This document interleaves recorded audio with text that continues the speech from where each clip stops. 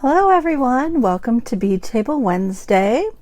I'm your host, Heather Powers of Humblebeads, and today I have a super fun project for you. We're going to be doing Lucet Braiding, which is a very old braiding technique from Renaissance and medieval periods. And traditional Lucet braiding uses wooden Lucets, but I'm going to show you how to use a fork to braid today. So we are going to have a ton of fun. I'm so glad you guys are here with me. If you're here, say hello. I'd love to know who's joining me this afternoon. And if you haven't had a chance to see the project, here is the project. Is that going to be gorgeous? We're going to have so much fun making this, you guys. You're going to love it. Hi Barbara, welcome today for Bead Table Wednesday. So glad you're here. So this braiding, it's really easy, really fast, takes very minimal tools, and you actually, in just a minute when we get started, I'm going to go through several different kinds of tools that you can use. You can use a traditional lucette, you can use a fork. We'll just go through all sorts of things. I want to say hello to my mom who's watching. Hi Mom, and Gerald and Judy and Kelly, and I see Tracy Dock of Classic Elements is here, and Tracy's my source for leather. So Tracy, I'm really glad you're here. When we start talking about leather, maybe you'll share your live link with us. That would be awesome. Hi Kelly and Lisa and Christine and Liana. Welcome you guys. I'm so glad you guys are here. I hope you guys are enjoying this holiday season. Happy Hanukkah to my friends who celebrate Hanukkah. And I am just so excited about Christmas. We got our tree up, and we're going to be wrapping presents this week and trying really hard to stay away from treats. So it's all fun though. I love it all. We had a great weekend with my girls this weekend, and now it's time to get to making. I turned into a little elf this time of year, making gifts for people. And so every night you'll see me just crafting away, making little presents. And Jesse joins in the fun too. He's actually going to be sewing presents this year, so that'll be fun to see what he makes. Hi Joellen and Anne and Lynn. Nice to have you guys here with me. Okay, I am ready to just jump into this project. It's really fun. It's really simple. I want to say hello to my retreat girls who got to learn this at my fall retreat. And I hope this is a great refresher course for you so that you'll have it. You know, it's nice to have my hands right in your face while you're doing this. So let's talk about forks real quick before I turn the camera around. So this is I don't know, some fancy little fork I found at the local antique mall that we have downtown, and it's just a tiny little fork. Now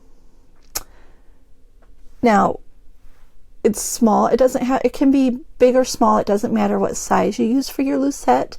Now Jesse, for the fall retreat, he took regular forks and he cut off the two middle twines and sanded them down.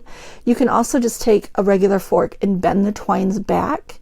You may have to experiment and find a softer metal to do that bending. So like a silver fork, if you have an old silver fork. And so oh, Gerald, you're making fun of Jesse with his angel wings. We cannot get through a store without him posing for some kind of crazy picture. It's just the way it goes, because it's just the two of us. We got to keep ourselves entertained. If you have a traditional wooden lucette, which is much bigger, you can totally use that. You can even make a lucette out of polymer clay. So just Google it, and there's directions online on how to use the lucette. So this is what I'm going to use today as my little teeny tiny mini fork. And so let's turn the camera on and get to making. Oh, before we get started, what you'll need is a lucette of some kind, no matter what you use. You'll also need, I use a stylus, but if you have a bead reamer or a really super thin crochet hook, you can use that too. And you will need glue that's good for leather cord. And my favorite is this GS Hypo Cement. So it really does the job of sticking things. So here we are at the table, ready to go. This is the one I'm going to use for my demo, and then you guys saw the ones. This one, I made this for my daughter for Christmas. She doesn't watch the videos, so I can say that. She's not on Facebook. Isn't that weird? My 19-year-old isn't on Facebook. I guess Facebook doesn't appeal to young people like it does us, but that's my Christmas present for her. So, good morning, guys. Linda, Shelly, Karen, Tammy, Marisol. Hi, guys. So, the leather cord comes in all different really beautiful colors. And I really love, oh, I was freezing up a little. I really love the cord that's, oh, am I freezing?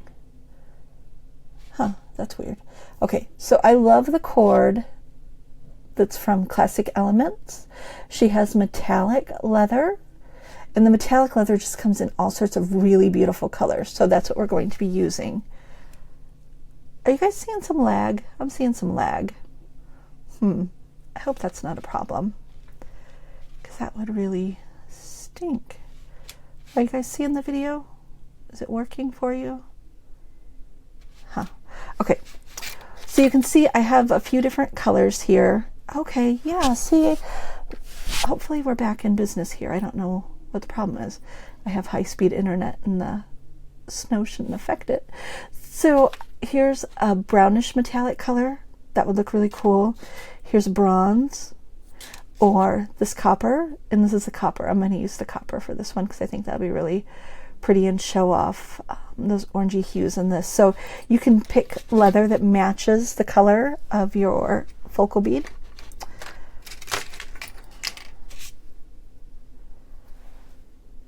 And what you need is let me go back to this one. Let's talk about some bracelet math first, because you got to figure out how long you need this cord length. And so my bracelet math is your desired length minus 1 inch for the clasp and 2 inches for the focal is your cord length. So if you have an 8-inch bracelet that you need, you're going to minus 3 inches and you need 5 inches of cord. So for 4 to 5 inches of cord, you're going to need 4 feet of 1.5 millimeter leather cord, or you can use 2 millimeter leather cord too. It'll just give you a thicker braid. So 1.5 or 2 millimeter leather cord, and Classic Elements is the place to that's where I love getting my leather cord, and that's from Tracy on Etsy, and you can see the addresses right there. Okay. Oh, I'm going to go back to this photo real quick. We're going to make a figure 8 first. That's what we're going to do, and that's what this picture shows you. So I'm going to show you guys on the video too, but I just wanted you to understand for this first step, it's going to be a figure 8 that we're going to be making on this fork. So I'm going to start with a tail that's about 4 inches long, and I'm going to start from the back. So my cord goes from the center to the front, and I'm going to wrap it around to the back to the other tine, and then I'm going to wrap again from the front to the back. So I'm going front, back, and then one more time to the back. So that's what we're going to have. And you can see, well, maybe if you look at it, there we go, you can kind of see it makes a figure 8 back and forth.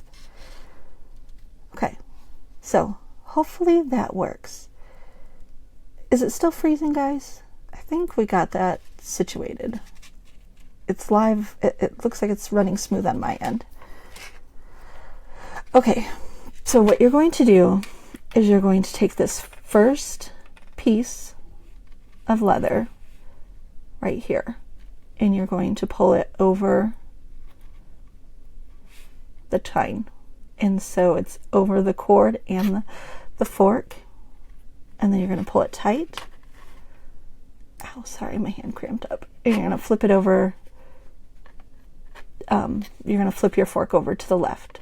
Every time we do this, your fork's going to flip to the left. Just keep that in mind. Okay, and I'm going to use my stylus here. And I'm going to stick it in here. Oh, I don't want to lose it. I think what I need to do real quick, guys, is adjust you so that you're up a little further. So just give me 1 second so that I'm holding my hand so that you guys can totally see what I'm doing, because I don't want you to miss out on anything here. Is that going to work?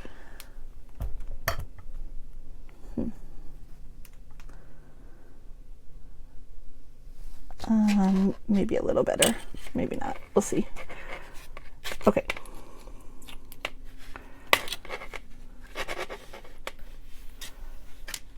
One thing to keep in mind when you're doing this, your cord is always going to be coming from the left to the right. So if you ever turn your fork around on accident, just take a second and your cord is going to be coming from the left to the right. So keep that in mind. I'm going to stick my stylus in here, pull nice and tight, and pull it over the time. I'm going to pull it around. My piece goes in the back. I take this and pull this nice and tight outward, and then pull it over the time and that top cord. And I turned it around. Remember, my leather's always going to be coming from the left to the right.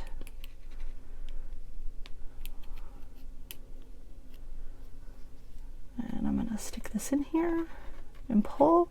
And you'll see every time I'm pulling, it's tightening the knot in the middle. And I want to thank my friend Jo Ellen for showing me how to use the stylus to do this, because it makes the job so much easier than the way I first learned how to do it.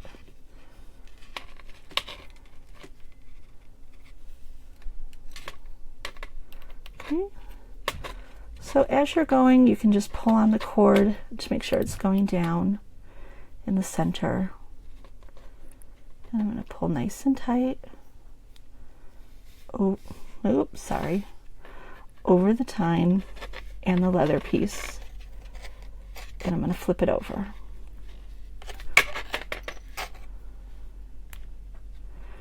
Now, when you're doing this, guys, I want you to hold this really comfortably in your hands. You shouldn't be feeling like you're fighting with it. I'm trying to keep it in the camera frame so it's not going as smooth as I normally would be doing this. You kind of get into a little rhythm when you're doing this, and it goes nice and easy. Okay, so I'm going under that bottom loop, pulling it out, making sure my piece doesn't fall off my fork here. Okay, so pulling that nice and tight, pulling it over, flipping my fork over. You can see this is just repeating. There's no other step to this part of it. That's all you have to remember, is you're just pulling tight and then pulling it over the time. Then you're flipping your fork over. So you're always working with your cord going from the left to the right. And you're going to stick this in. And if you don't have a little stylus, if you don't do sculpting, you probably don't have a stylus. So a little bead reamer works really good, or a really small, tiny crochet hook would also work too. Just whatever is going to pull that little cord over for you. Oops.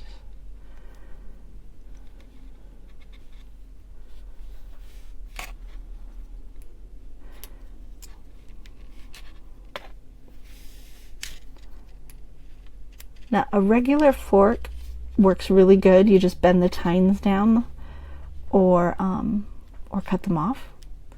If you bend them back and forth a few times, they'll actually just pop off if you have a fork that's not real soft. Hey, Roseanne and Brenda, nice to have you guys here. So, again, very simple, basic technique. All you're going to do is you make sure your cord's coming from the left to the right.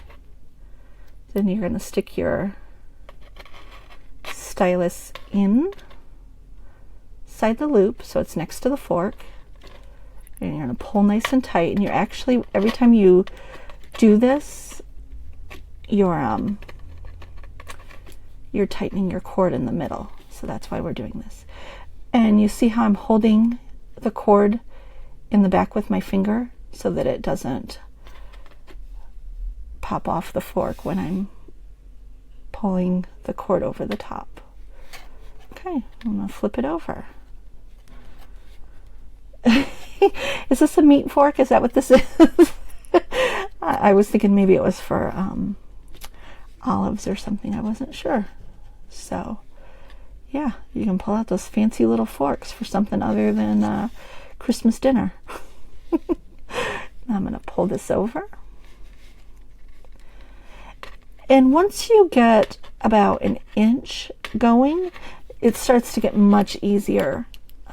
You'll have more cord to grab onto each time, and it just goes much, much quicker. And then, of course, when you're not doing it on video, whew, you can really rip these out. It takes about 15 to 20 minutes to make a 5-inch cord, so it's not a huge time commitment. And of course, just watch the video over and over again until you get it. Okay, so we're always coming from the left to the right. I'm going to pull it over.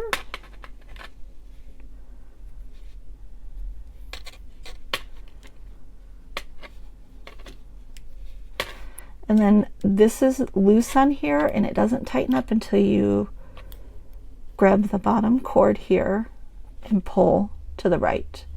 And every time you pull to the right, that tightens up your cord in the middle. Melanie, it's a diet fork. Well, the ones that Jessie made is for sure. You couldn't pick up any food with it. Oh, so you guys liking this? You think does it look easy? I hope it looks easy. It really is a very simple, easy way to make a cord. And I'm using leather, which looks really awesome and has a really great texture, but you could use any kind of cord. Like traditionally, this is done with yarn and you know, to make braids. So all sorts of fun things. Okay, I lost my piece there, so I have to redo that one. It came off my fork. So if that happens and you lose a knot and it comes off your fork, just make sure you go back to your item coming from the left to the right. You're going to wrap it around and then pull it over again. So if that happens, just stop, look and see what direction your piece is coming from, and then you can just start over. So if it falls off, don't freak out. Just take a breath and put your pieces back on the fork and keep going. Okay. Lisa, you asked what I'm making. I'm making a braided cord using a Lucet Braiding, which uses a fork is what we're using for the braiding. And you can see, here's the example of the finished piece. So that's what we're going for in the end. And I am going to stop braiding this in just a second. I'm just going to get a few more going here just so that you guys have a really clear picture.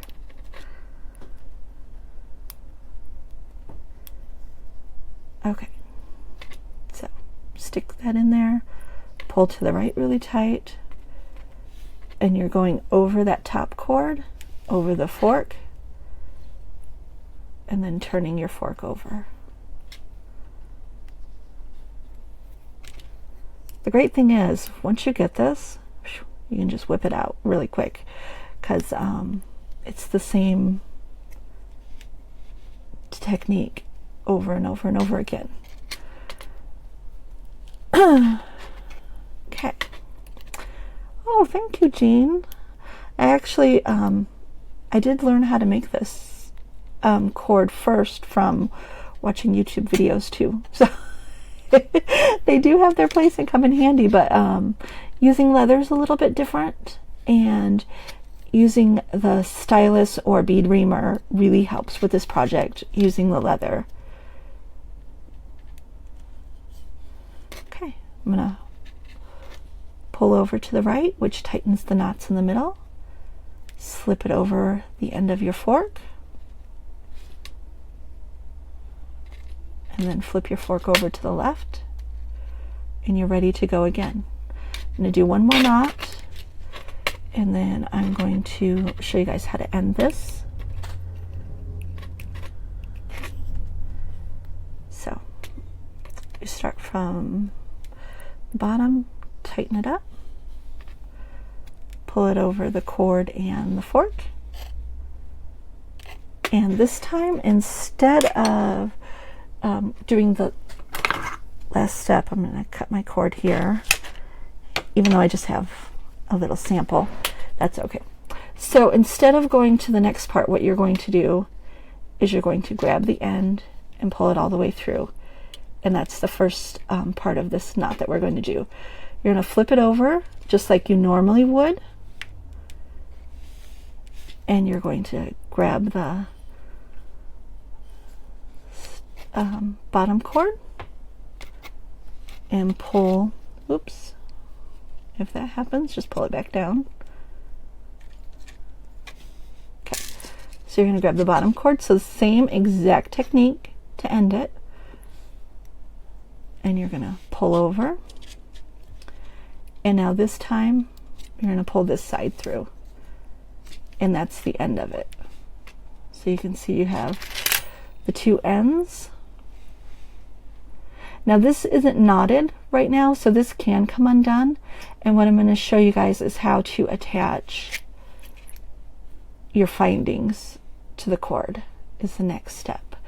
So Lisa, you asked where did I find this little fork, and I found this little fork at an antique shop, and it was just a few dollars, and someone said it's for serving meat.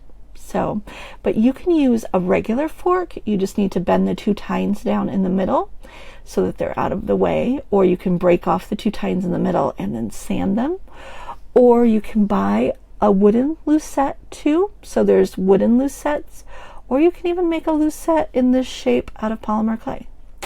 They sell lucettes on Etsy also, handmade wooden ones, and I've seen plastic ones. I've seen plastic ones at Hobby Lobby. Haven't seen it anywhere else, but so the fork is easy, available, can be a regular fork, it can be also in any kind of two-prong thing, anything. Honestly. Okay, so now we're going to go on to the next step,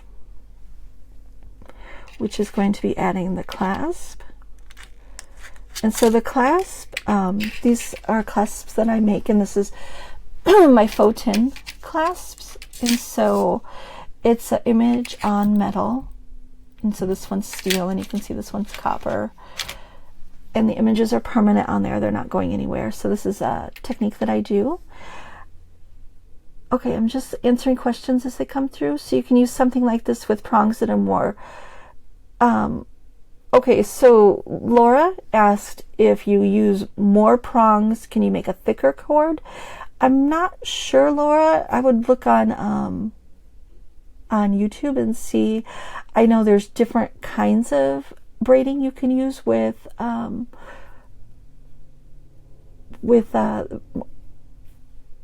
fork that has more cords. But if you want a thicker cord, I would just use a thicker piece of leather. That's what I would do, is use thicker leather. and then you'll have a thicker cord. But this one's it's pretty substantial.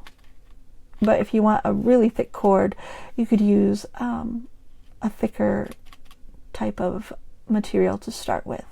I've even done this with sari silk, and it made a huge cord with sari silk. So just start with something thicker. Okay, so the toggle clasps that I sell come with a jump ring on one side and the toggle bar on the other. And all we need to do is add one more jump ring onto the end of the toggle bar.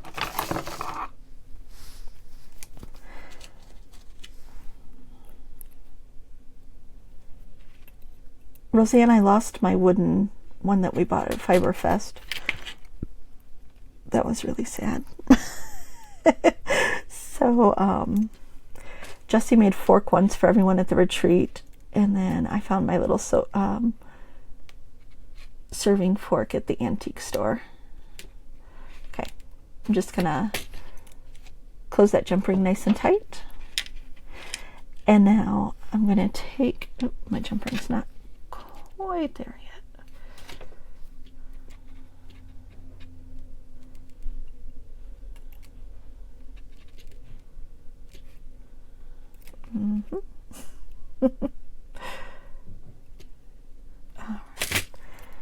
Okay, and I'm going to take, actually I'm going to move all this stuff out of the way so you guys can get a really clear picture of this, okay, because this is an important piece of the puzzle. So it doesn't matter which side you start on. It can be either the end of the cord or the part that you just finished. And what you're going to do is you're going to take your jump ring and slide it onto the cord. Slide it all the way down. Okay. Oh, I lied. Don't do that. Okay. What you're going to do is open up the last loop that you did. So you can see it's tight there. And I'm just going to pull it over to open it up. And I worked so hard to close this jump ring, and I didn't have to do that yet. Is that the way it goes? Okay, now I'm going to open this jump ring and slip it on like that. And I'm going to close it up.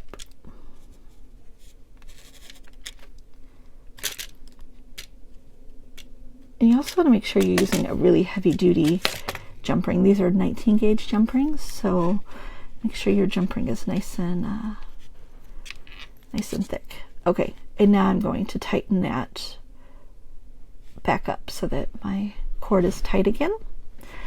And now I want you guys to watch this really carefully. I'm going to take my cord and I'm going to wrap it around 2 times underneath that knot. See how I did that? So it's wrapped around twice. Oh, yeah, it'd help if I showed. There you go. So it's wrapped around there 2 times. I'm holding it in place with my finger in the back, and I'm going to take the end of my cord and pull it up through the 2 loops that I just made. And I'm going to take the end of this cord and I'm going to slip it through the loop that is holding the jump ring. See how there's a loop holding the jump ring? I'm going to slip the end of this cord through that loop. And if you need to make that loop just a little bit bigger, go ahead and stick your stylus in there so that your cord slides in there nice and easy. Okay, and I'm going to pull that through. And before I tighten up this knot, which I'm going to tighten it up a lot because I don't want it to go anywhere, I'm actually going to stick some of this glue inside the knot on the top and the bottom so that my knot doesn't come out. Ooh, sticky. So I'm going to stick a little bit of this inside and underneath. And now this is the hardest part of using this glue, is getting the top back on. Mission impossible. Okay, and now I'm going to tighten this really, really tight. Okay.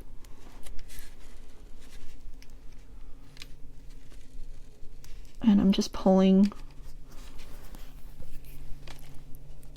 to make sure that the cord is really tight. Okay, and that is the end of it. And then I'll take my flush cutters and cut off the end there, just like that. I'm going to show you on the other side, just so that we're all nice and clear about this.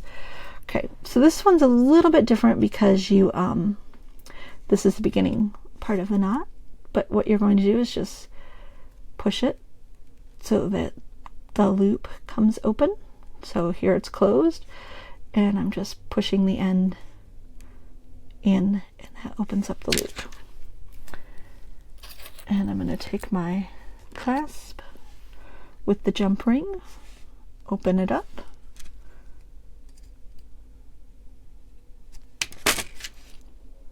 slip it on here, and close it nice and tight. Now what you'll want to do when you're doing this is make sure that it's on, so that your cord is going to have a natural bend into it.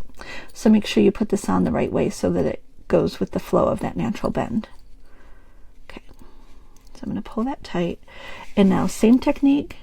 I'm going to wrap this around 2 times under my piece, and I'm going to go up through the 2 loops that I made, just like that, and then I'm going to go under the cord where my jump ring is. And if you need to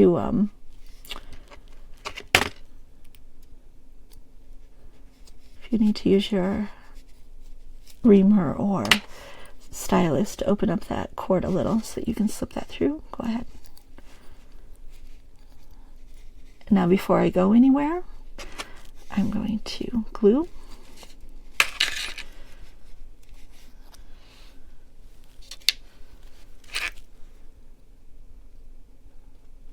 Get that inside there and a little bit underneath.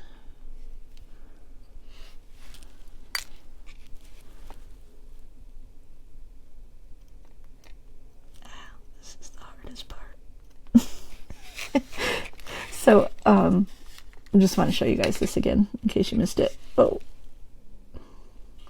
you want to make sure the glue is going inside there, okay? Inside the cord. Close it up, and then pull your knots nice and tight. If you have any excess glue, you can just wipe it off.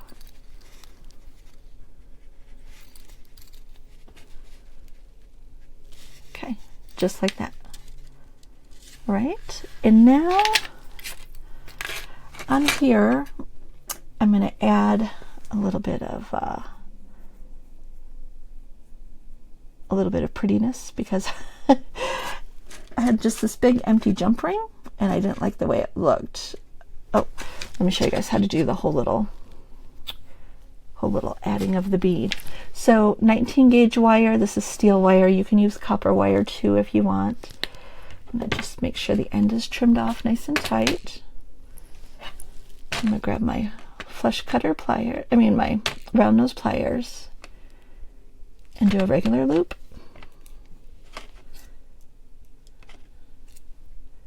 Just like that.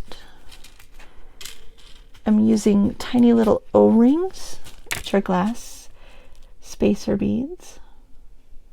I'm going to stick one on my disc bead, and I make these disc beads out of polymer clay, humblebeads.com.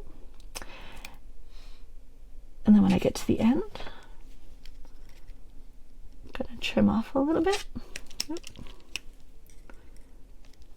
And with steel wire, you have to use heavy-duty Xyron flush cutter, so keep that in mind.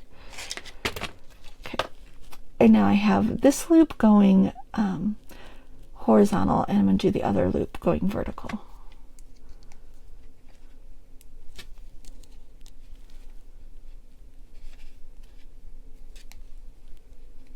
Close that up nice and tight. Okay, now what I'm going to do is I'm going to pull out my bench block real quick, and I'm just going to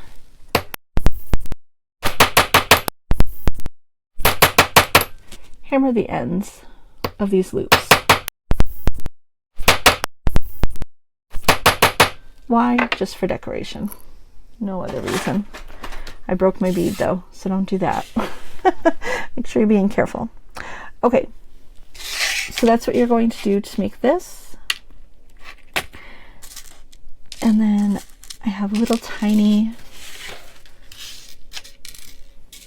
well, these are 8mm jump rings, but these are thinner jump rings, and a collection of peanut seed beads. And peanut seed beads, they like have two little baubles and a hole in the middle. And these are in the seed bead family, and they're called peanut seed beads. And I get these from winbeads.com. They have a great selection, and you can see I have metallic, matte, and metallic shiny on here. So I mixed it up with some different textures. You're just going to open up your jump ring, slip on 5 beads of one color. I'm not gonna, well, okay, I'll do it all just to be sure.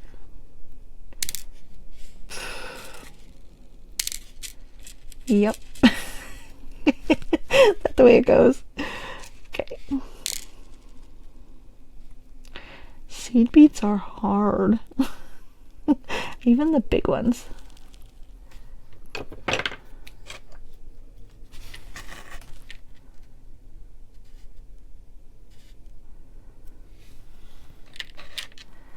Okay, and you'll just add it on to,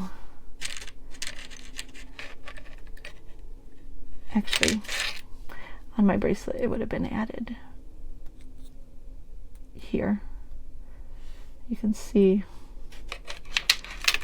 just so we're really clear, I have the jump ring and then the bead and then the cord. So actually on this one I did the knot on the dangle instead of, I mean the connector piece here instead of the jump ring. I should pay more attention to my directions. So you don't want to do it on the jump ring like I did here directly. If you want to have a little accent bead, you're going to do your knot onto your loop of your bead. So keep that in mind. And now to do these, I just slipped on each one, and then I would go through the ring, the jump ring, and then I would add it through the second ring. So they're like a rosette in there. So they're all interconnected and not just like 4 little loose jump rings. So each of the jump rings is going through the previous 1 or 2 or 3, depending on how many are on there at the time, so that you have this cute little cluster of beads that hides your jump ring. Hopefully that was clear. Clear as mud, right? So that's the design. Keep that in mind. You're going to put your knot on your beaded piece, not on the jump ring. And then you're going to add these smaller or thinner jump rings with the peanut seed beads, and it goes through the jump ring on the toggle, on the clasp, and then it goes through each jump ring that you have previously before. So that is that, you guys. You can find the toggle clasps at humblebeads.com or humblebeadsetsy.com, and I will have a few kits for these projects up later, probably tomorrow. I gotta finish making some more clasps. That's gonna take a little while. I'm moving a little slower than normal. I still have to get my tree kits up too, so hopefully I'll have those all by tomorrow on Etsy. I'll post a link when I get them ready and up. And then also I want to tell you guys about a little bead making class sale that I'm having. If you've ever wanted to learn how to make your own polymer clay beads, I am having a sale from now until December 22nd is when the sale is going on, and then also registration for these classes are closing. These are all self-paced classes, so they're you work at your own pace and schedule. There are videos and downloads, step-by-step photo directions for each of the projects. And so they're pre-recorded videos, not live videos like today. So you can watch them anytime you want and follow through. And you also have lifetime access to each class once you sign up. And there's a Facebook group for each class. If you have questions, you can post them in there and I will answer them. So that is what I have going on at humblebeads.com. All right, let me take this off.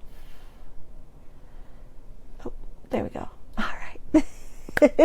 So hopefully, looks like I had a little, maybe a connection issue. I don't know. Hopefully everything went through. I'll watch the video again and make sure that it's all clear and didn't lag anywhere. All right, guys, that's it. I will have kits for these in my Etsy shop. I really gonna try for tomorrow and get those up, and then also my tree kits from last week too. So I'm gonna spend the afternoon making kits now that I'm all caught up on orders, and get those listed.